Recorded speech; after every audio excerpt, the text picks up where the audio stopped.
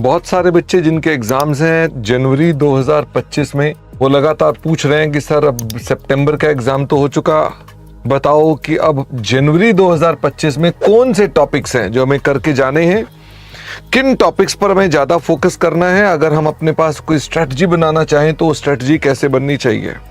देखिए दोस्त, जनवरी 2025 के लिए आपके पास बहुत ज्यादा समय नहीं है, तुरंत शुरू हो जाना चाहिए।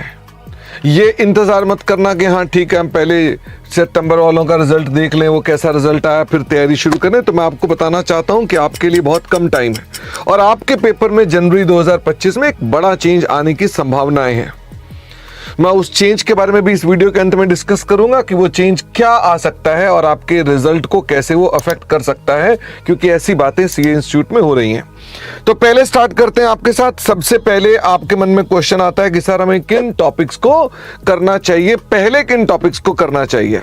तो मैंने आपके लिए एक लिस्ट बना रखी है जो कि based on the institutes weightage as well as past paper, जो भी सितंबर में हुआ, जो मई में हुआ, और प्रोबेबिलिटी उन टॉपिक्स को देखते हुए कि क्या लगता है हमको, उस पर बेस्ड मैंने आपके एक टॉपिक की लिस्ट बनाई है, जिनमें से मुझे लगता है कि जो ये टॉपिक्स आपके सामने लिखे हुए हैं, इन टॉपिक्स में से 60+ मार्क्स आपके आने चाहिए। प्रिपरेशन ऑफ फाइनेंशियल स्टेटमेंट से हमेशा स्टार्ट करना, क्योंकि ये टॉपिक सबसे पहले आपको पढ़ना है। जब तक आप इस टॉपिक को पहले नहीं पढ़ेंगे, आपके बड़े सारे टॉपिक इस पर डिपेंडेंट है। ब्रांच को छोड़कर बाकी सभी टॉपिक्स में इसका कहीं ना कहीं यूज है, ब्रांच को छोड़कर। इसका मतलब आप कुछ भी पढ़ेंगे तो आपको ये टॉपिक पहले आना चाहिए। तो आपका नंबर 1 टॉपिक होना चाहिए प्रिपरेशन ऑफ फाइनल अकाउंट, पहले इसको करना। हमारा ये क्लासेस पूरी की पूरी YouTube पर अवेलेबल है। आप जाकर YouTube पर हमारे पास ये प्रिपरेशन ऑफ फाइनल अकाउंट्स को उठाना और पूरा 10 क्लासें हैं, तसल्ली से कराया हुआ है, पूरी प्रैक्टिस के साथ आप उस टॉपिक को तैयार करना। इसके बाद नंबर 2 पर टॉपिक आपको करना चाहिए इंटरनल रिकंस्ट्रक्शन, जो आपका मोरल और कॉन्फिडेंस हाई कर देगा, जिनमें कोई ज्यादा दिक्कत नहीं है लेकिन बहुत सारे क्वेश्चंस हैं। इसके लिए यदि आपने हमारी क्लासेस ले रखी हैं तो जो क्वेश्चन बैंक आपने आपको दे रखा है उसी को ही करना है। और अगर आपने हमारी क्लासेस नहीं भी ली हैं तो आप इंस्टीट्यूट का स्टडी मटेरियल में जो क्वेश्चन बैंक है, जो आपके पास स्टडी मटेरियल का क्वेश्चंस है, आप उनको सॉल्व कर लें, वो भी बहुत सफिशिएंट है। फिर आपको स्टार्ट करना चाहिए अपना एक मेजर टॉपिक जो कि अकाउंटिंग स्टैंडर्ड 14 है, अकाउंटिंग फॉर अमेलगमेशन, जिसके अंदर बहुत प्रैक्टिस की आवश्यकता है। और इसके अंदर भी ऑफ कोर्स स्टडी मटेरियल से भी किया जा सकता है और हमारे क्वेश्चन बैंक से भी किया जा सकता है। इसमें कोई चेंज नहीं है, यानी कि आप अपना नॉर्मल तरीके से तैयारी शुरू कर दें। अगले टॉपिक का नाम है consolidation of subsidiary with parent, और ऑफ कोर्स अकाउंटिंग फॉर, इसमें ही आ जाएगी आपके एसोसिएट की भी और जॉइंट वेंचर्स की भी। जॉइंट वेंचर थोड़ा सा आपकी बार ज्यादा इंपॉर्टेंट लग रहा है, यानी उसके ऊपर कुछ क्वेश्चंस हो सकते हैं पूछे जाएं। मे भी बड़ा क्वेश्चन ना करके छोटे क्वेश्चन को पूछा जा सकता है कि एक छोटा क्वेश्चन आपसे उसमें ऐड ऑन करके डाला जा सकता है।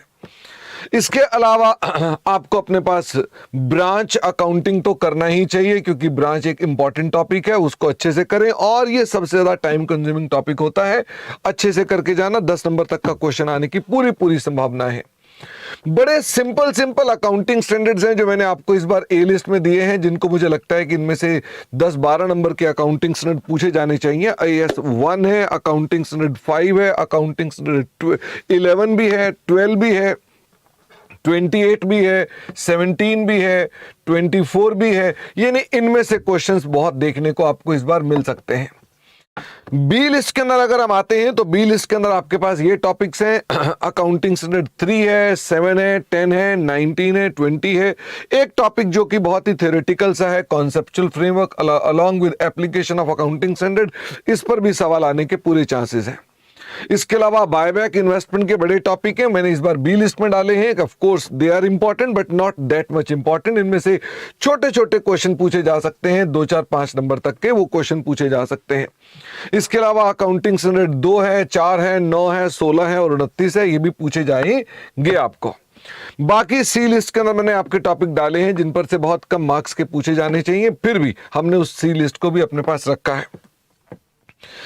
आपको अपने पास तैयारी कैसे करनी है, रिवीजन वीडियोस हर टॉपिक के हमारे YouTube चैनल पर हैं। आपने उन रिवीजन वीडियोस को सबसे पहले देखना है। फाइनल अकाउंट के तो पूरे वीडियोस हैं, बाकी सब टॉपिक के रिवीजन वीडियोस हैं, तो आपने उनका रिवीजन वीडियो देखना है। फॉलोड बाय दैट जो क्वेश्चंस हैं वो आप इंस्टीट्यूट के स्टडी मटेरियल से कर सकते हैं, या आप चाहें तो क्वेश्चन बैंक से भी कर सकते हैं। सितंबर 2024 में जो पेपर हुआ और मई 2024 में जो पेपर हुआ उसे जरूर एज अ मॉक टेस्ट आपको अटेम्प्ट करना चाहिए। इसके अलावा इंस्टीट्यूट के मॉक टेस्ट भी रिलीज किए जाएंगे और आरटीपी रिलीज किया जाएगा जनवरी 25 में। वो जब रिलीज होगा आपको वो भी जरूर करना चाहिए। नहीं, this is the basic strategy जो आपको फॉलो करनी है।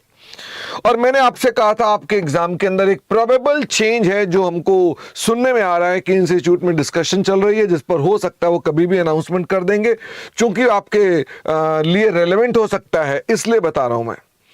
40% marks may be now considered separately for MCQ and separately for descriptive. मतलब ये कि अगर आपने 40 नंबर लाने तो दोनों को जोड़ के 40 नहीं लाने।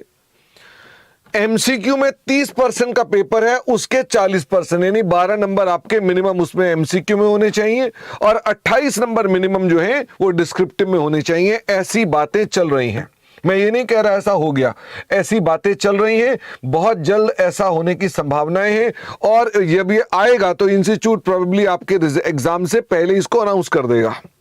नहीं होता तो बड़ी अच्छी बात है, और अनाउंस हो जाता है तो आप अपनी तैयारी अकॉर्डिंगली रखना कि आपको इस बार कुछ स्ट्रेटजी में बदलाव करना पड़ेगा।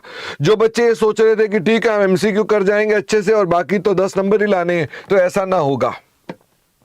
आपको इस चेंज की वजह से कुछ टॉपिक जरूर अच्छे से करने पड़ेंगे। अगर ऐसा चेंज आता है तो आपको कैसे इफेक्ट करेगा कि इन टॉपिक पर ज्यादा फोकस करना, अमेलगमेशन, ब्रांच, बायबैक और इंटरनल, इन पे ज्यादा फोकस करना। और मैं मान के चलता हूं कि शेड्यूल 3 का जो प्रिपरेशन ऑफ फाइनेंशियल स्टेटमेंट्स है वो टॉपिक तो आपने अच्छे से तैयार करा ही होगा। तो ऐसे में फिर ये आपका 40% वाला अगर रूल चेंज होता भी है तो आपको दिक्कत नहीं आएगी।